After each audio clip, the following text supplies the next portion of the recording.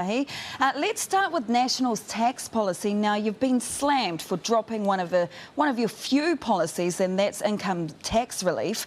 Is it true?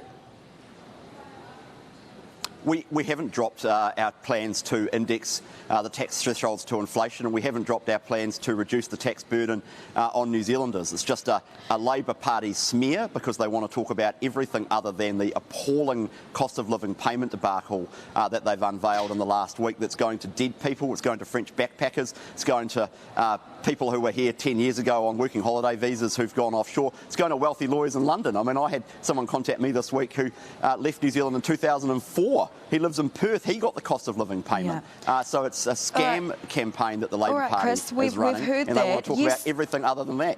So thank you for clarifying. You're not dropping the index tax thresholds that you promised earlier in the year, but are you Absolutely not, and we never have. I want to be really clear on this. Chris? We never have dropped it. All right. Are you still proposing to abolish the top 39% tax rate on wages over $180,000? Yes, we're going to repeal Labour's taxes. We're going to repeal the ute tax. We're going to repeal the regional fuel tax. We're going to repeal the capital gains tax, which is the Bright Line extension. We're going to repeal the tenant tax, which is the removal of interest deductibility. And if they get around to introducing this new jobs tax, the so-called social insurance scheme, will repeal that as well. National stands for tax reductions at a time of a cost of living crisis. All right. Initially, when this plan was rolled out, fiscal ill discipline. All right. Initially, when the plan was rolled out at the start of the year, it was costed at $1.2 billion. Is that still the case right now? No, it won't be that cost next time around. Okay, because, how much is it going clearly to that cost? was announced in. Well, you'll have to wait and see next year because the fiscal conditions will have changed by the time we get to election year next year. We announced that plan in January. At that point, we were 18 months out from an election. As you know, there will be many different budget updates between now and then, including a budget in next year. From 1.2, do you expect that figure to climb, and how significantly will it climb to?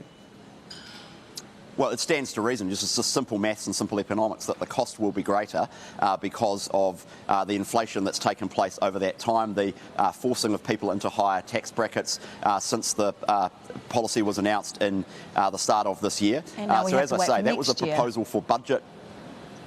Well, of course, because the election is next year. You know, we're still some way away from the election. And unfortunately, over the next year or so, we're going to see more and more inefficient, wasteful spending from the Labor government. The thing and we're going to is, have to get a grip on that. was the leader, was Christopher Luxon's, was National's only big promise this year since he took over leadership. And it's been the biggest promise from National all year long.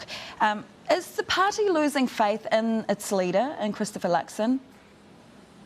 No, we've got a whole series of commitments across a whole suite of different areas. We announced a massive law and order package just 6 weeks or so ago to crack down on gangs. I announced that we'll have a Royal Commission into the COVID response. We'll get that started within 100 days. So we've got plenty of policies that we're talking about all the time, and you'll see many more to come. In fact, we're announcing a brand new policy on welfare tomorrow, which is fantastic, and I think will go down extremely well, a new approach to tackling welfare dependency. So look, Christopher's doing a fantastic job.